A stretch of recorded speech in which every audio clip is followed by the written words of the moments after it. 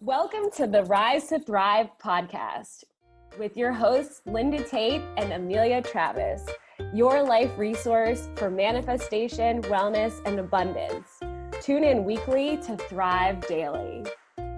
This week's episode coming at you. Good morning, afternoon, and evening, Rise to Thrivers. Welcome with our co-hosts, Amelia Travis and myself, Linda Tate. This morning, we are wanting to talk to you about a topic that affects all of us. And whether you've been experiencing or will one day for yourself, the topic of death. And I first want to take a moment to offer a moment of silence and sensitivity to anyone that is experiencing this with a loved one, a challenging health time, or something sudden or unexpected.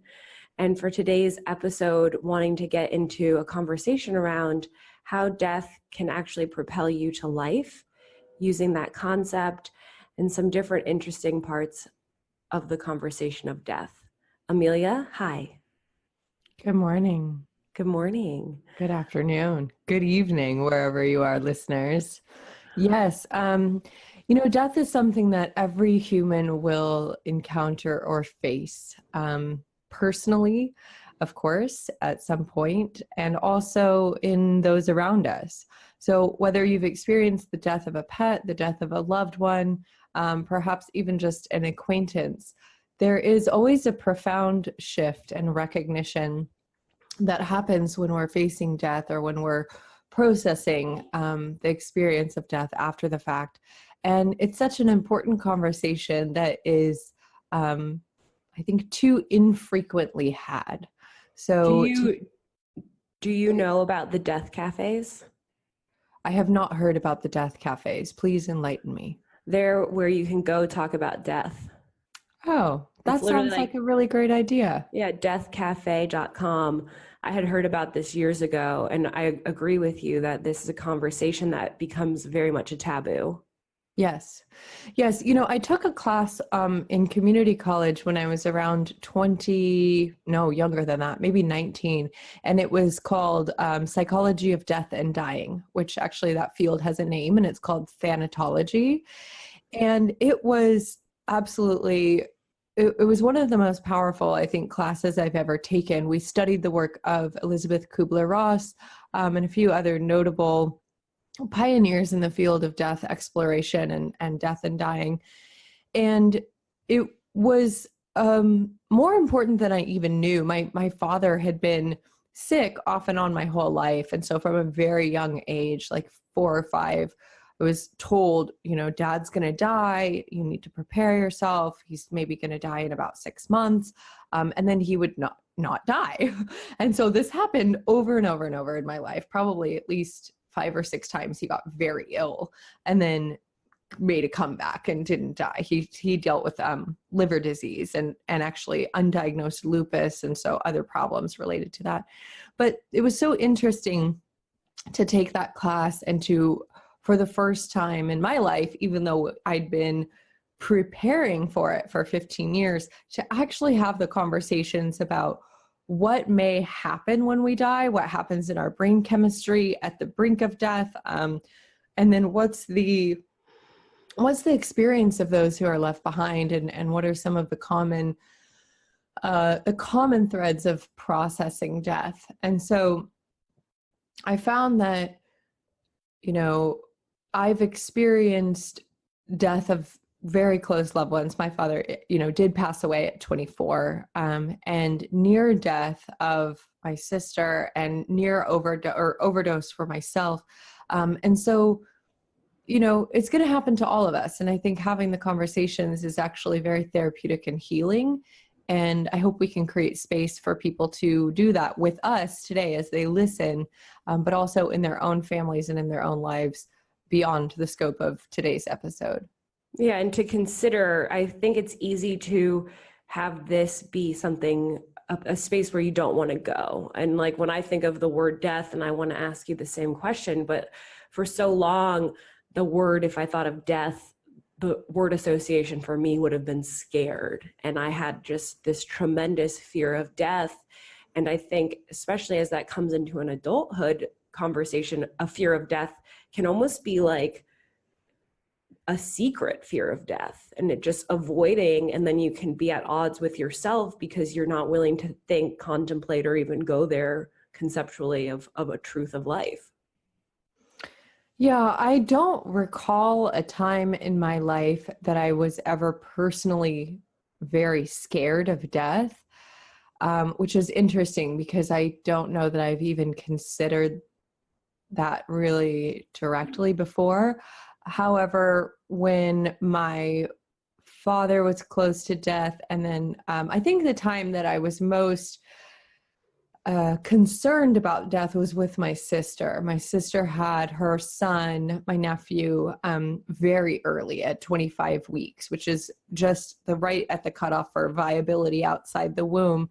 And so it wasn't just my sister's life that was in jeopardy or precarious situation. It was hers and my nephew, who was born, by emergency C-section. He weighed 1 pound and he was in an incubator, and he and my sister were then separated. And for the next 3 months, both of them in intensive care, fighting for their lives. And during the actual immediate period around the emergency C-section, my sister coded twice. So she actually technically died twice, and I was right there witnessing the code blue and resuscitation efforts, and that was the most fear that I've felt facing a potential death. I think because it was sudden and it was unexpected and it felt unfair. It was like, this is a different situation, with my father and my father-in-law. It was a long-term illness. We prepared for it, but this is unfair. You cannot take my sister and leave this, little barely 1 pound being without a mother, leave, his father to do this care. And so that was interesting because that was one where I felt like I went to battle with the spiritual forces and called in everyone that I knew to go into battle and fight to protect her. That was where I felt fear. And I think part of that was around knowing that she needed to live to take care of this child, but also just that she didn't have necessarily a spiritual alignment that would give her peace around the death process. And so that's where I was like, it's not her time, And I think death can be hardest when we feel like it's not their time, right? There is something that can be very beautiful about a death that is planned for, and when people have the opportunity, they've lived a long, full life. I think of my grandmother, she died at 92. She was so beyond ready to go. She was actually, she was hoping for it for a few years, not necessarily in a suicidal way, but it's a really different thing when we're not prepared, and it brings up an entirely different question for us. Yes, sudden. And when you think of sudden and the grips of death and tragedy, what I feel for myself is just such perspective and such a gift in that thought or conversation where, you come back to this present moment, to right now, and the reasoning for this being death, the alignment check, is an opportunity when you consider the framework and experience of death for yourself, asking and I do this sometimes when I'm in in transition or in stress or at a dark spot, I ask, if I were to die tomorrow, what would I do different?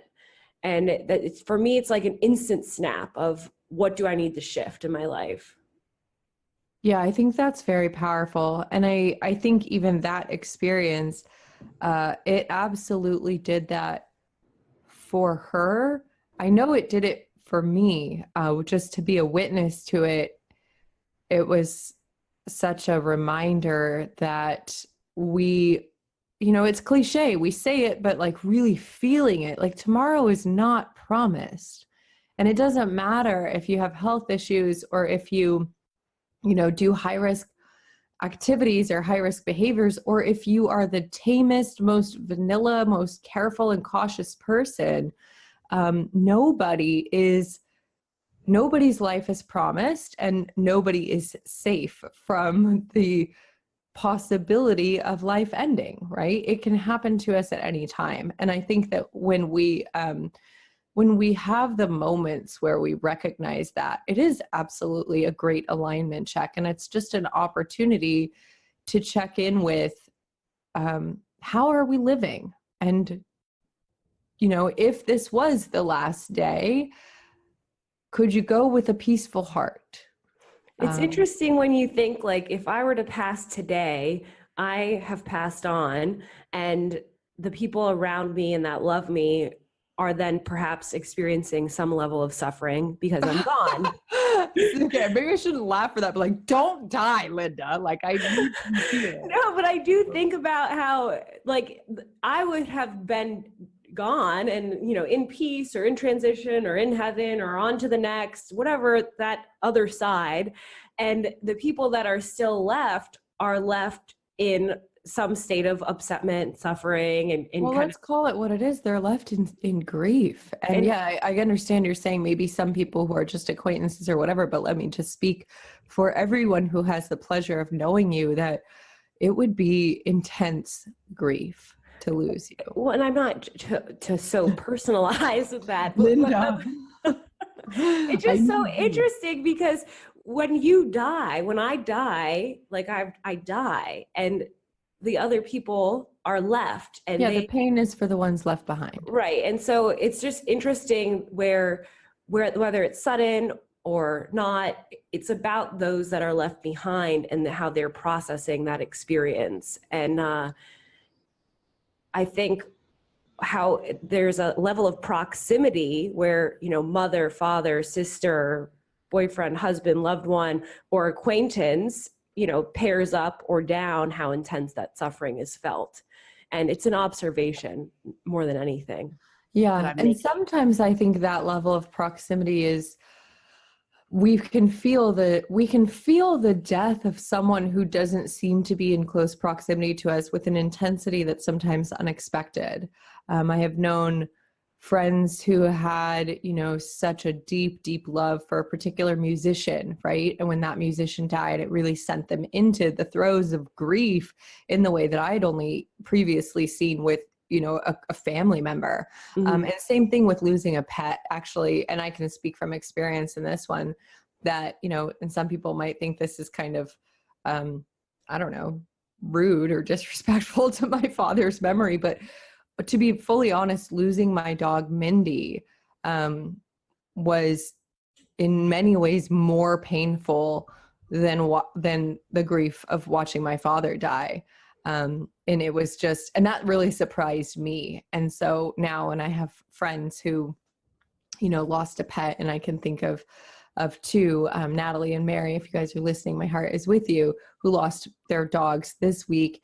And it's just absolutely, it's a totalizing kind of grief. Like, it really, I wouldn't compare it to anything else. It's its own experience, but it is deep and intense, just in the same way as losing a person. How your brain is processing trauma, number one, but then also like the experience of attachment and like conditioning to a person and an experience. And, this is, stay with me on the parallel, but if you think about how attached we can feel to our phones, and how, sometimes taking an hour break can feel, oh gosh, like wanting to check and that pull, and so much of the experience being from the conditioning standpoint. And like, I find myself even now checking for the dog in the back seat when I'm driving and she's not there. So it's like, I can see in such a short amount of time, the dog's 4 months into our life, like how that's happened. I can't imagine what that would feel like at 10 years. Yeah. And it makes sense when you think about the fact that that is your constant companion. We grow up and we maybe move out from our parents' house. There are few relationships that are as constant and close as that of a pet. They live with us. They rely on us for all of our needs.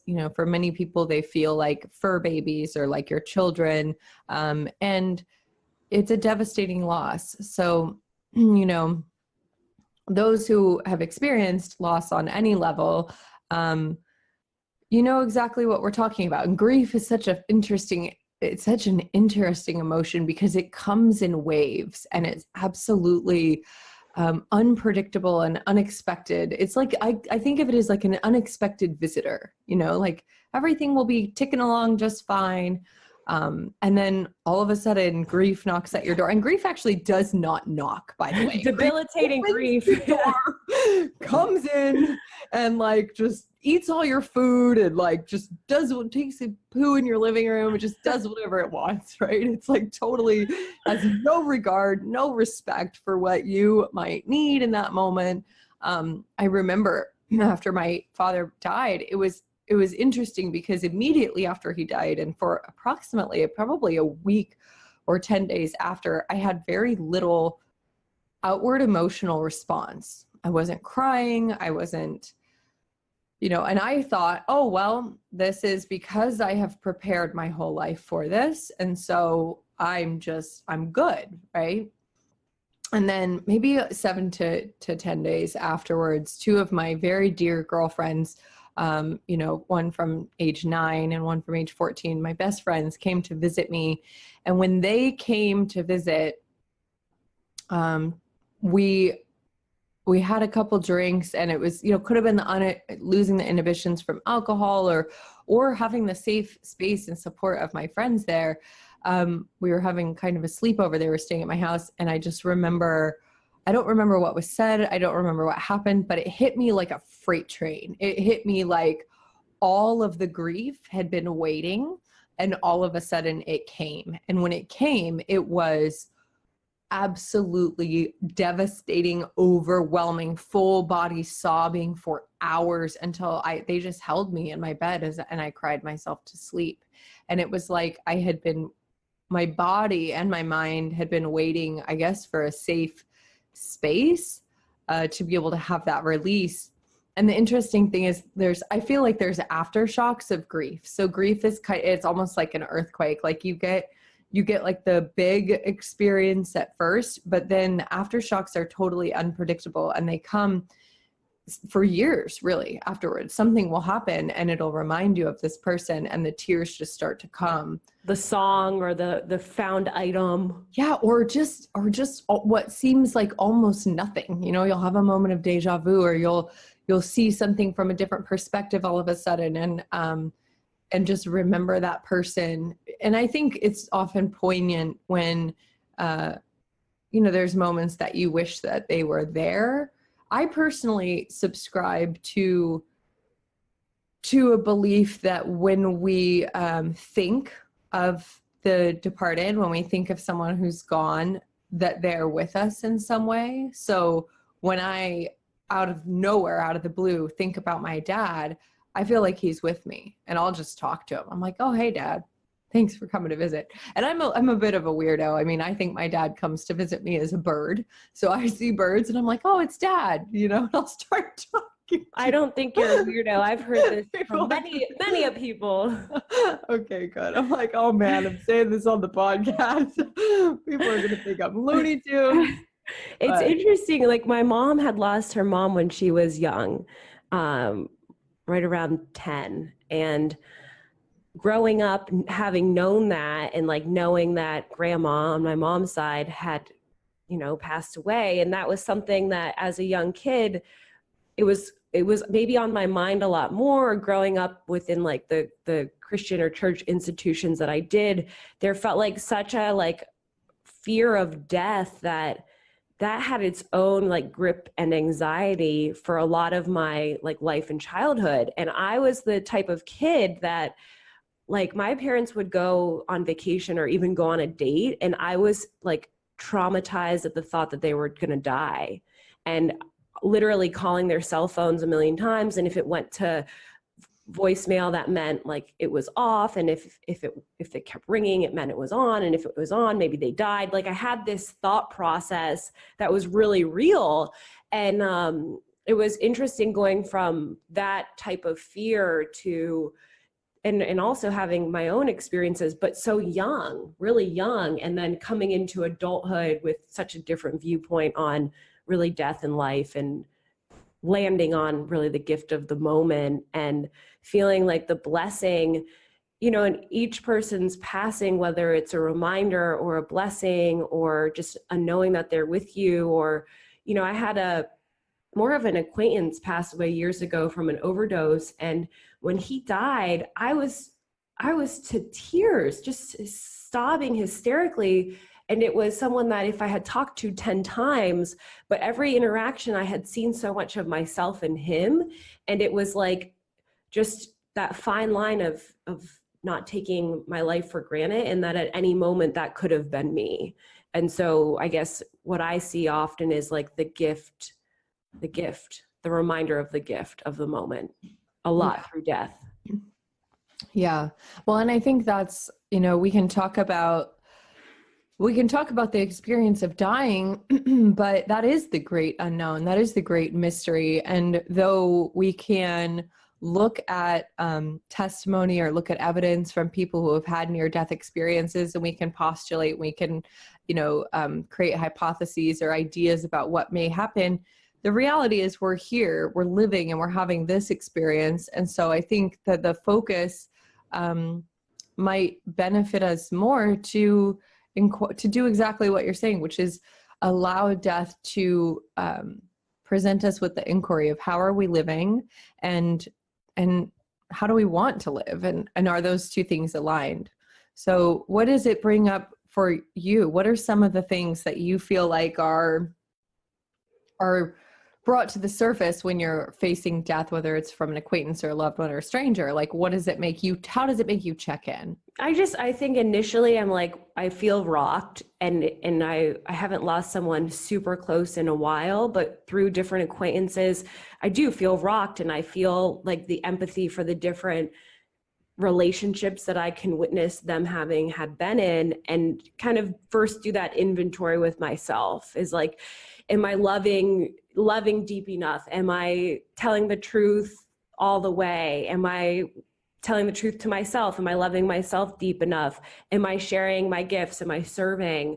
Is there ways that I'm being rigid that I can loosen up and like love up more?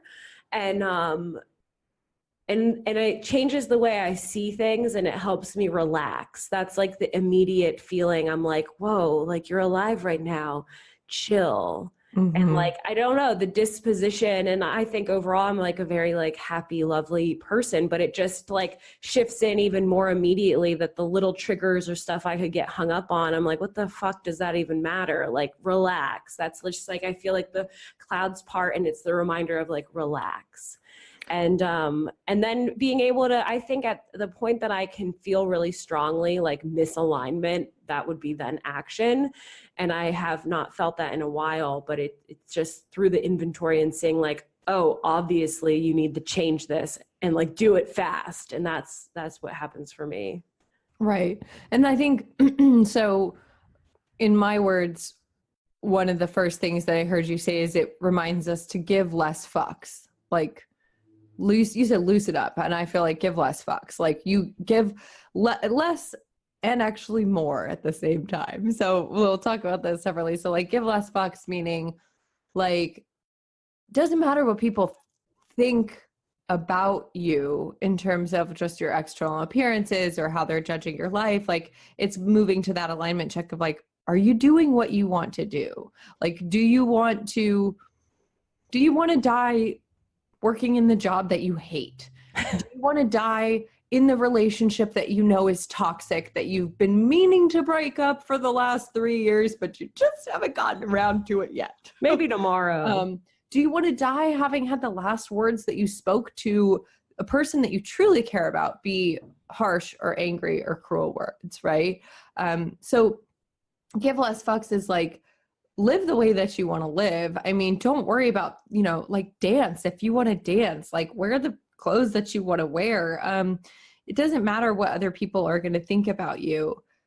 Also give more fucks, meaning like, you said, have you told people that you love them? Are you telling the truth? Are you being a good steward? Like, when you die, are there things that you're going to regret? Are you going to feel like, man, I sure wish that I wish I hadn't cut off that family member. I wish that I had built a bridge of love instead. I wish I took the first step to like, rebuild. Make amends. Yeah. Yeah. Yeah, I agree. I think that's a huge one.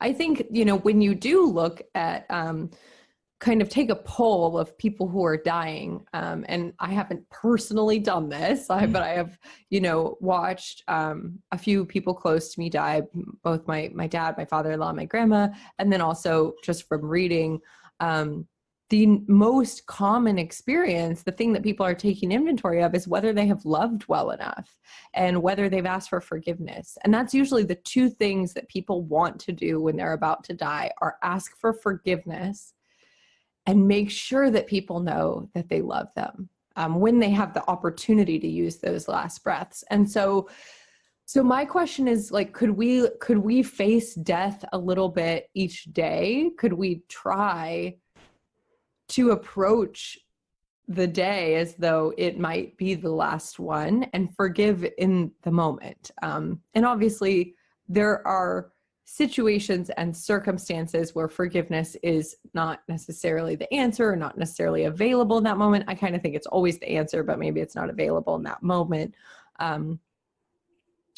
Loving people, sometimes we have to love people from afar. Sometimes loving people can be a choice, that we're not going to hold on to the anger. We're not going to hold on to the unforgiveness, and we're going to choose to release, forgive, and send them love. But that doesn't mean being involved in a relationship with them, right? So there's always loving with the boundaries.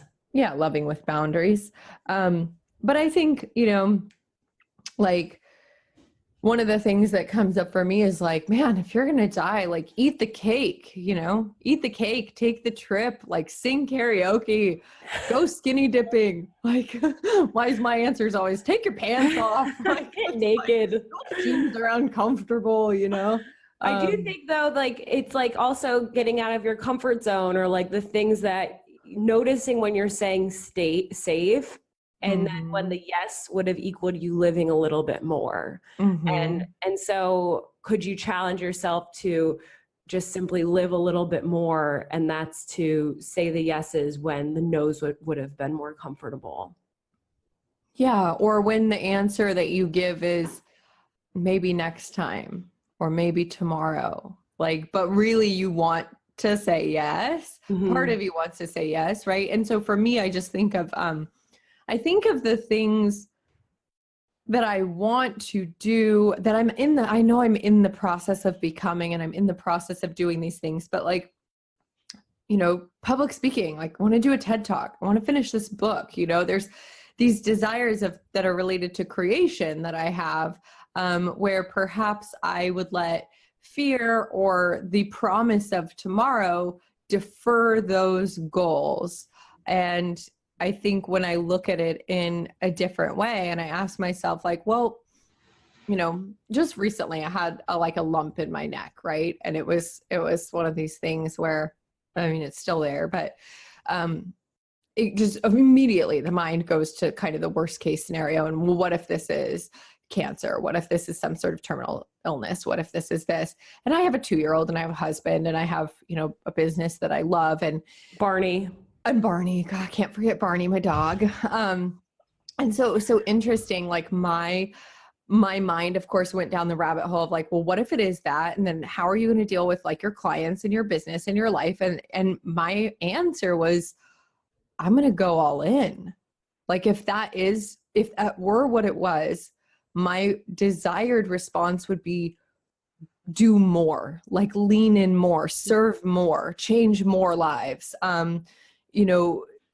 Inspire more, be less afraid, be willing to host, the big women's leadership summit, regardless of how you're feeling in your body. Like, just activate all of your gifts and give them away. Like, that was like really what came up for me. And so it was actually very cool. I should say it is very cool, because this is currently ongoing, because I'm realizing like, it's time. There is no other time. Now is the time to give 100% to your dreams, your desires, to loving people, to serving. Do it now. Do it now. Whatever it is. Yeah, girl, you get me fired up. What now? This activate your gifts and give them away. Like, that's so beautiful. And I think that That's exactly, I go sometimes down through a thought process where I'm like, well, what does this even matter? Like, what does this matter? What is any of this for? Sometimes in the context of, say, like global warming or climate change, like, what does it even matter? And then I'm like, well, you know, I may not know or get to know the full truth of why it matters, but it matters to me. And if there's like a 1% chance that it could make things better, and this has been an ongoing mantra of my life of just make things better, if it could be 1% better, or just 0.01 better, and I would still do it. And I find myself going through that loop when I think about being a good steward of the earth. And I'm like, it might not matter at all, but it just makes a little more sense than being an asshole. So I'm Well, going to. and yeah, I want to interrupt you because I have had that exact same conversation. And I had the conversation with a woman who she testifies to the Senate panel for climate change. She does a lot of work in the high Sierras in California around fire control, not necessarily prevention. She's a Forest Service and forestry expert, and she's refuses to have children because she believes that, you know, she is a child of the earth and it's her job to take care of the planet at this critical juncture.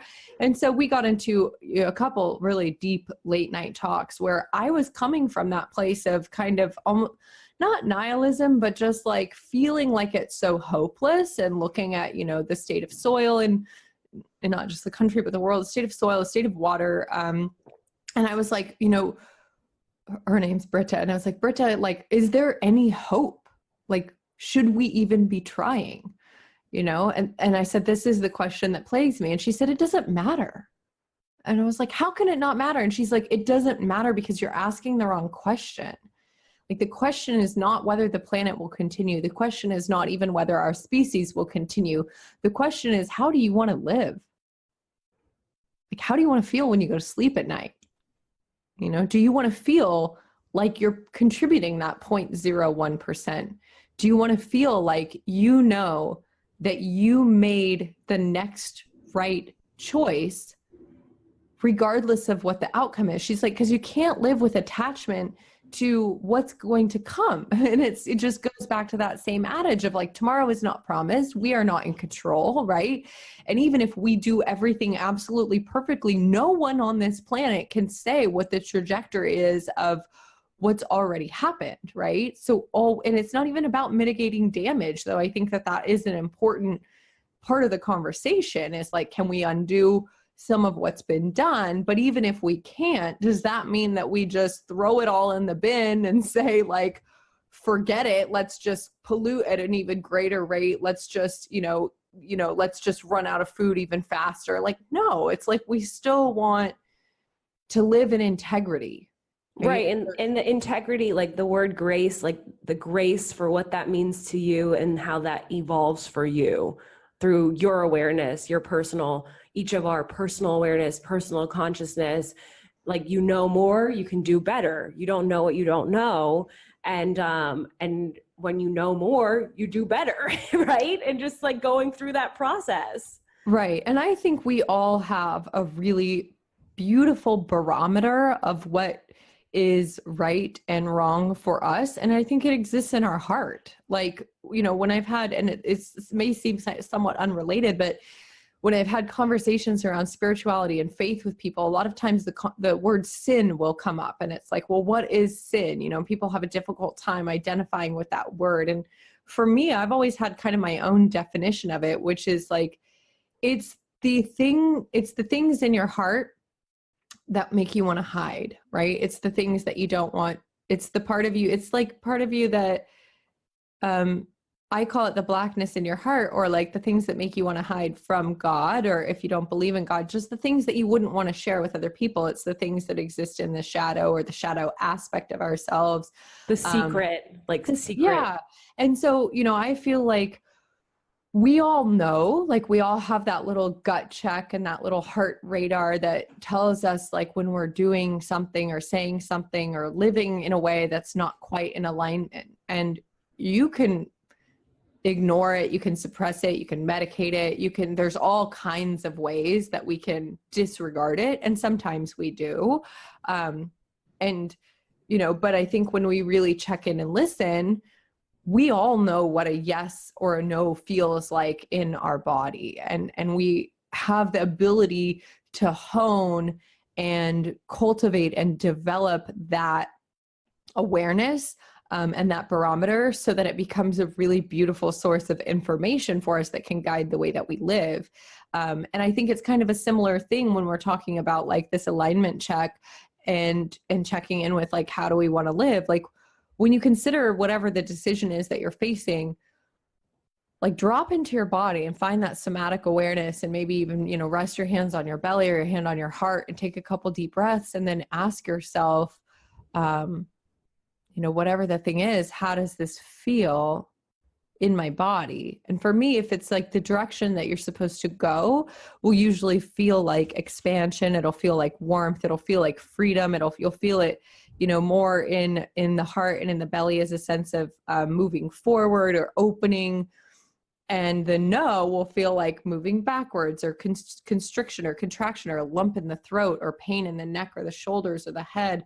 There's a lot of different manifestations of it, but everybody has a somatic yes or no. We have like the ability to discern, not just through our minds, but also through our bodies, what is the next right thing for us. And I think that can be a great way of checking in. If you find that your head is a bit murky and cloudy, like drop into the body and see what it has to tell you. How often do you think that the thought of like your last day is healthy? That's a great question. One that I don't know that I have the answer to. I think my answer to that would be, if the thought of the last day if the thought of the last day is either irresistibly seductive and it's recurring in your mind with a frequency and a compelling whisper that's asking you to come to it, I think that would be a concern. I also think that if it's causing distress or impairment in your life, so meaning it's coming from a place of elevated heart rate, nervousness, hand shaking, kind of hamster wheel thoughts where they're like on repeat. So it's coming from a place of anxiety.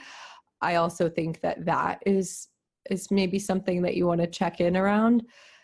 I think that as a parent, and this is interesting because I think about death more now that I have a child, I would say I think about death probably a couple times a week, if not once a day. But it usually comes in moments where like I'm being thoughtless around my family, right? Like if my husband's going to take my son to preschool and I'm busy, right? I'm doing something, I'm on my phone, I'm checking my Instagram, I'm not being mindful and I'm not being present and aware with them. And then I realize like they're about to leave, they're about to go get in the car and they're going to drive away, and anything could happen.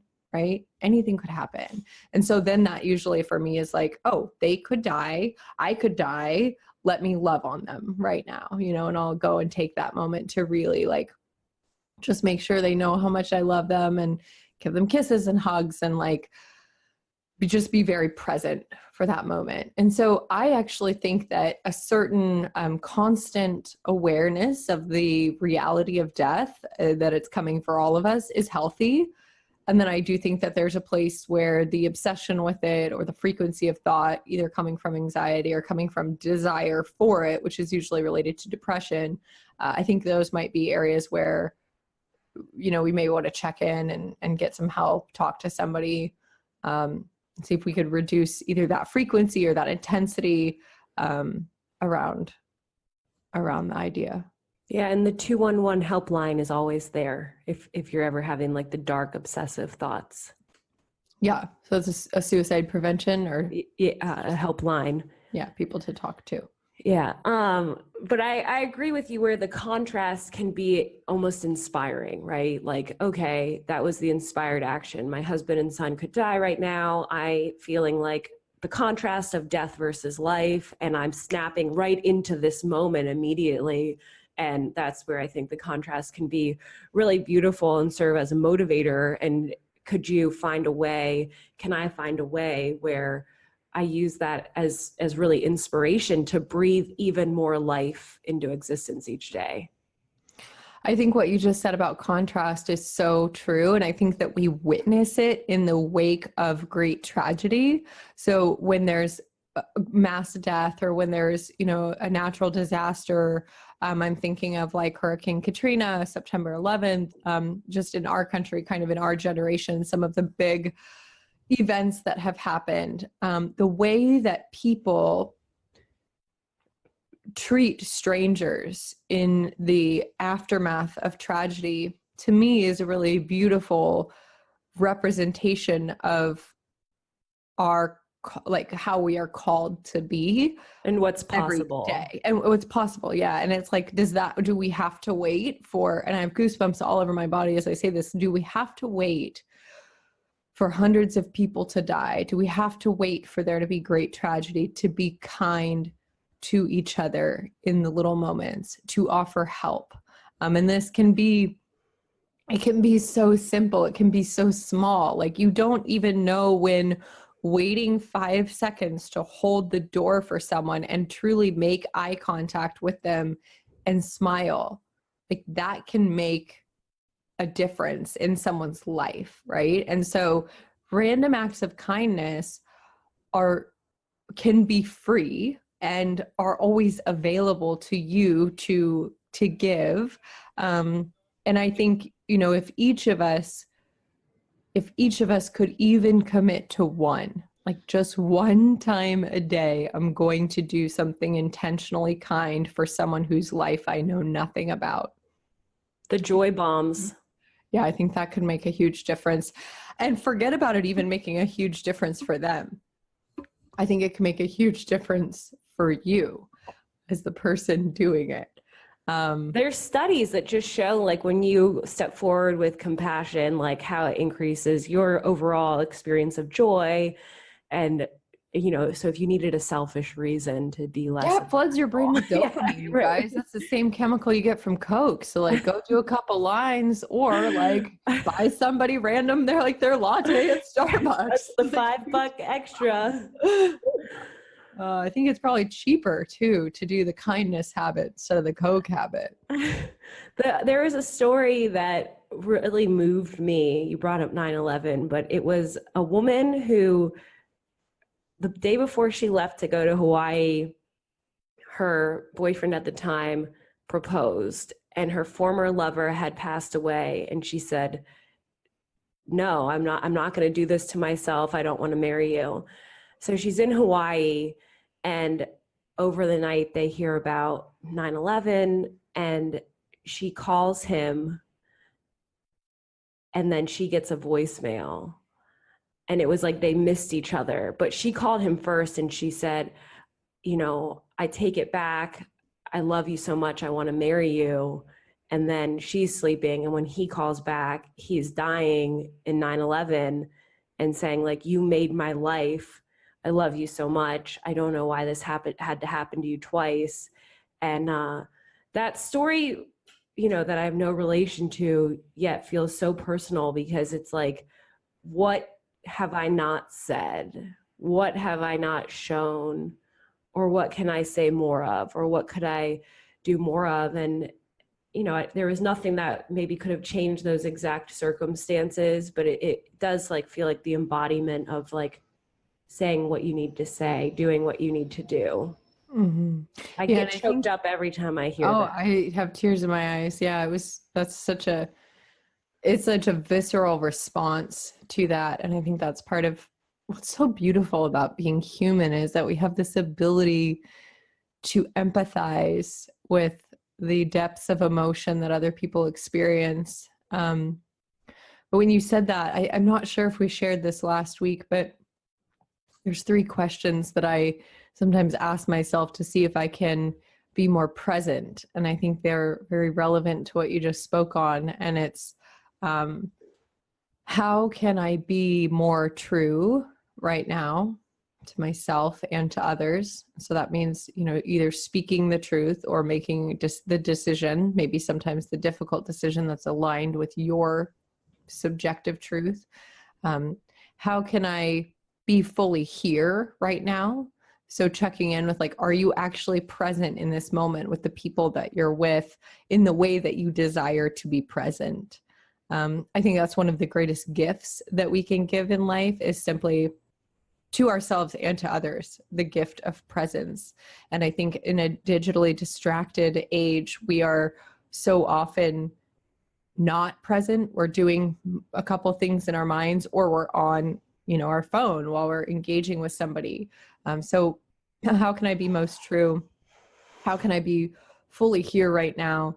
And then how can I be fully me right now? And so that's similar to how can I be most true to myself, but really just inquiring within, like, am I giving myself permission and grace to have the full experience of who I genuinely am within this container of human life?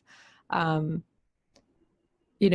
think if you're holding yourself back in any way from the full authentic expression of who you are, your true identity, please consider this a permission slip. And beyond that, just the encouragement and grace and hand holding if you need it. Like, let us walk with you into being the fullness of who you are, because today might be the only day to do that.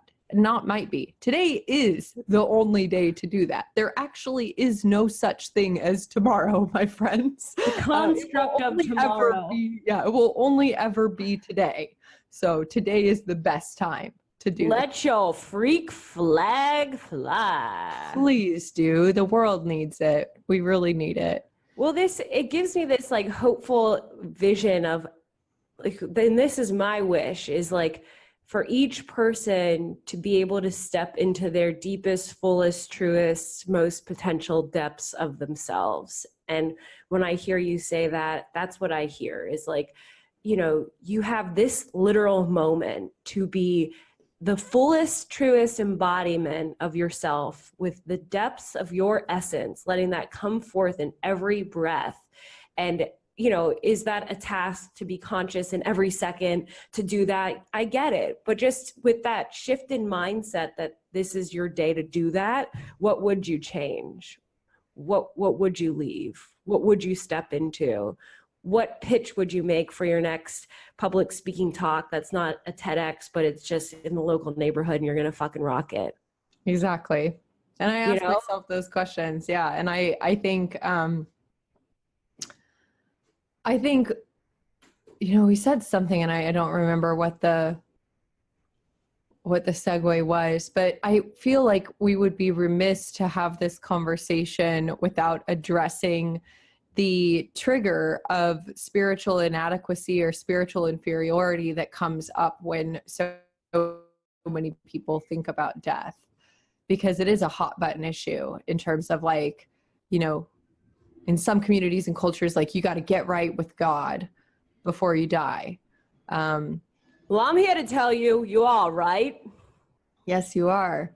So I think one of the things that I want to share is there are testimonies and accounts of near-death experiences. And if you've never heard about near-death experiences, they say near-death, but it's actually death experiences, because these are accounts of people who clinically died. So their heart stopped for whatever duration. Sometimes it's, a minute, sometimes it's 4 minutes, 5 minutes. But they were eventually brought back to life through either, the hand of God or modern science, or both. Not that those are mutually exclusive. So what I think is really interesting, fascinating actually, is that across cultures, across religions, across ages, across genders, no matter where you come from or what your formative belief system is, the experience that happens in death has such strong parallels that I would go ahead and say it's a universal experience. And that is leaving the body, witnessing the scene, and sometimes witnessing loved ones who are not even in that immediate vicinity, but you're no longer confined by space and time, so you can be in other places at the same time. and then departing, going through a tunnel of light, being drawn through the tunnel of light, at the end of the tunnel of light, being met by a welcoming committee, if you will, of celestial beings. You might call them angels. Some people say they see Jesus or Mary, or and perhaps in other cultures, it's a different, avatar of a religious figure. And upon arrival, the recognition of total love, total, all-encompassing, full accepting, unconditional love. And we talk a lot about unconditional love, but I don't think we can actually experience it in human form. I think that we are bound by conditions just by the very nature of reality.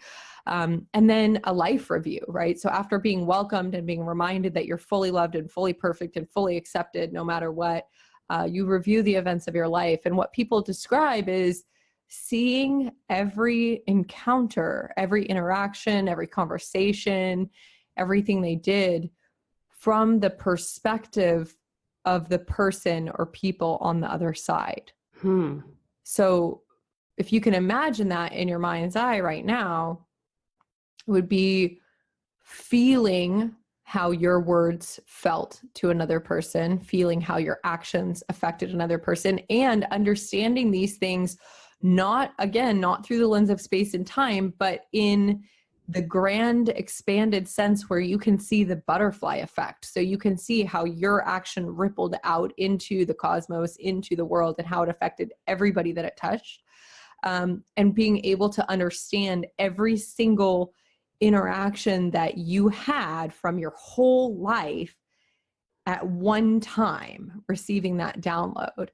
And that reflection or that life review, maybe in some cultures or communities might be called judgment, but that it's, though there is a panel of celestial beings, that it's not necessarily them judging you or even God judging you, but really that the infinite love and compassion is coming from them, and that the judgment is your opportunity to judge how your actions were loving or not loving.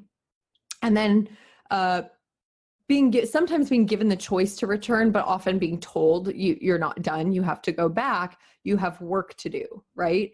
And then the people who come back from these near-death experiences, pretty much universally, when they come back, they say a couple of different things. One, God is real, but maybe not the way that you think of God. Like, you are absolutely perfect just the way that you are, regardless of what your belief system is. And bigger, like way bigger. Yeah, bigger than you could ever imagine, right? So like if you, subscribe to like the principle of non-duality, or just kind of, it doesn't matter what word you put to it. And actually, one of my friends who had a near-death experience said it's laughable, and there's no words to describe it once you're back in your human body, but it's just like kind of hilarious to try to think that you could name God. Like, that is just funny, right? But that universally they come back with a heart for service, and that the work that they were told to do was to love people, and that's it. It's like, it's so simple. Like, and that's it. Like, to take that to today, considering like in each experience of your moments, how could you love more in each moment? And there is something, I don't know if I was in a meditation, it was a meditation. And I remember it was like this profound, it was actually a yoga practice. And the teacher said over and over through that practice, this breath. And it was so grounding of like, literally, you have this breath. Okay, now you have this breath. And that sometimes repeats like as the mantra of like this breath. Okay, it's just, that's it. It's right now. I'm breathing. You said that, and I just wanted to take a big breath. If you're listening with us, maybe right now in this moment, just take a really big, deep breath. This breath, it. And now this breath. I think that's a beautiful segue. What can we invite our readers? Do you have anything else you want to share before we head into The book club? The book club. Well, this is a nice segue into the book club. So you brought up near-death experiences. When I was 3 to 4, I believe I was 4, had a massive head trauma, and they said I'd be brain dead, blind, or die. Well, that was something that was in my life experience for my life all the way through. And when I was 26, I saw you at the Shivananda ashram, as we've mentioned before. And one of the speakers was Dr. Raymond Moody, who writes Life After Life. And during his whole presentation, I was like head to toe chills. I went and found him after, and I'm like, listen, I had this really intense accident when I was young. Do you think I have had a near-death experience? And he's like, he doesn't know me. But he could just tell from my face. And I'm just lit up with the chills. And he said, I think you did. And I remember texting my mom right after, and I'm like, what really happened then? Like, do you think I died? And she's just said, it's a strong possibility. And I share that as an opportunity for that read of Life After Life, which you had then shared you read when you were very young. And if you remember anything. Yeah, so Dr. Raymond Moody is a psychologist and a past life regression therapist.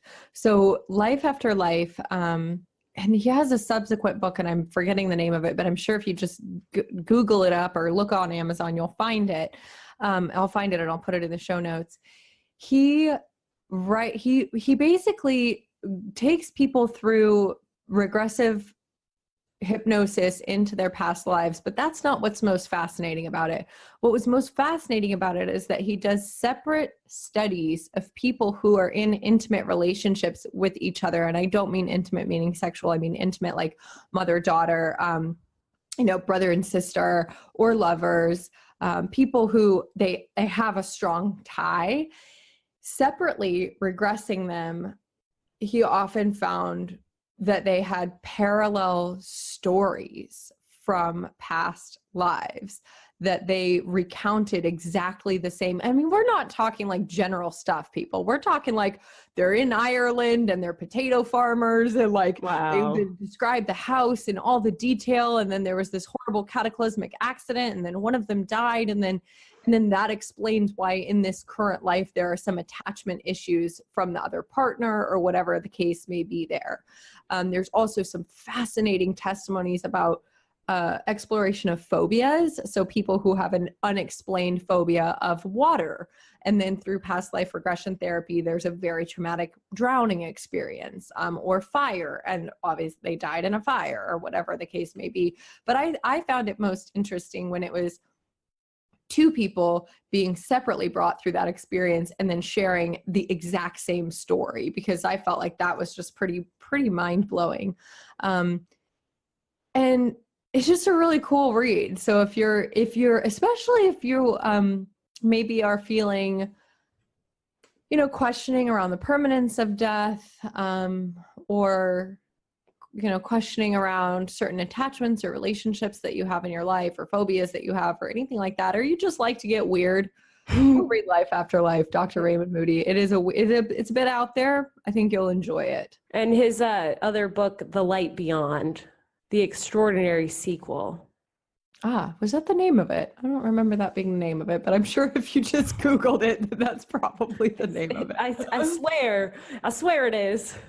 So, we hope that this episode has been healing or enlightening or informative, or if nothing else, or maybe even fun, or simply thought-provoking. So we hope that you've gained some benefit from it. It's always our desire to serve you up with some doses of nuggets of wisdom, little gems provided to you weekly, so that Vitamin L. Thrive daily. Vitamin L, dosing you up with that good love. We love hearing from you guys. We would love it if you leave us a review. If you like the show, please subscribe. That means so much to us. You can connect with us on Instagram at Rise to Thrive Podcast. And we love to hear your requests. So if there's a show that you're just dying to hear, please connect with us on social and let us know. We'd be happy to deliver the goods. Ow, ow. All right, that's it for this week. Thank you guys so much for listening. We'll catch you on the flip side for another episode of Rise to Thrive. Adios. See you later, babies.